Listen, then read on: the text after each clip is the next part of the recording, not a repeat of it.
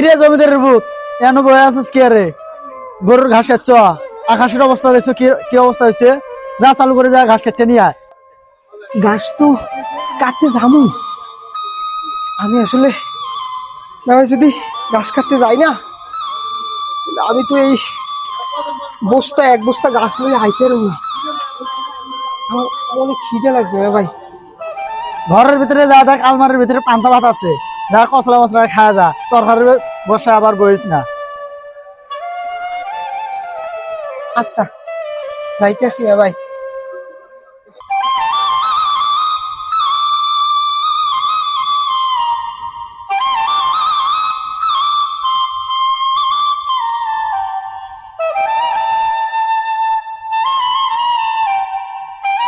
কিরে শাওন, তোর ভাই তোর আজকেও ভাত দে নাই?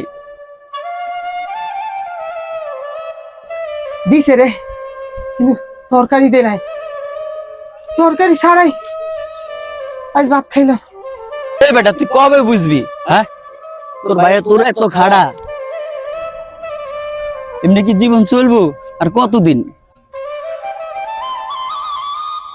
জায়গা জমি ভাগ করে ল, তোর ভাই একে একে সব খাইতে আছে, তোর ভবিষ্যৎ আছে না? বিয়ে শাদী করবি না সামনে বেটা? তুই না মাইন্ডা নিলি, তুই যদি বিয়া করস, তোর বয়া যদি দেয় অবস্থা, তোর বউ কি মাইন্ডা নিব জীবনে? সবই বুঝি রে, সবই বুঝি, কিন্তু যেই মাইয়া আমার ভাইরে মাইনে নিতে পারবে, আমি ওই মাইয়াই বিয়ে করবো।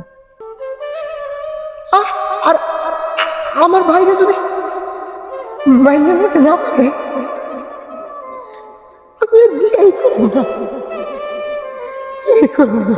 বেটা, ঘাস মাস কেটে জীবন চলবো, একটু বোঝার চেষ্টা কর। আমার ছোট্টবেলা মা বাবা মারা গেছে। এই পৃথিবীতে আমার আপন ভাই ছাড়া আর কিছু নাই। আমার ভাই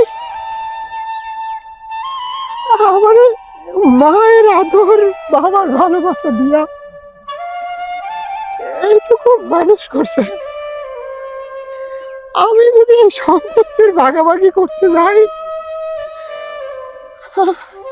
আর স্বার্থ দেখতে যাই, এই পৃথিবীতে আমার আপন বলতে কিছু থাকবে না রে। আপন বলতে কিছু থাকবে না। আমি তো এই পৃথিবীতে এতিম রে। আমার মাথায় তুই এগুলো দিস না, আমার মাথায় তুই উল্টো পুল্টো জিনিস দিস না। তুই জানি ভাই, যা যা। তোর বুঝাইলাম, তুই বুঝলি না, পরে বুঝবি রে, পরে বুঝবি। আমি কি করবো? না পারি আমার ভাইয়ের কাছ থেকে সবকিছু বুঝে নিতে, না পারি এই কষ্টের জীবন নিয়ে থাকবে। এই পৃথিবীতে যাদের মা নেই, যাদের বাবা নেই, এতিম মানুষগুলোই জানে পৃথিবীটা কত কঠিন।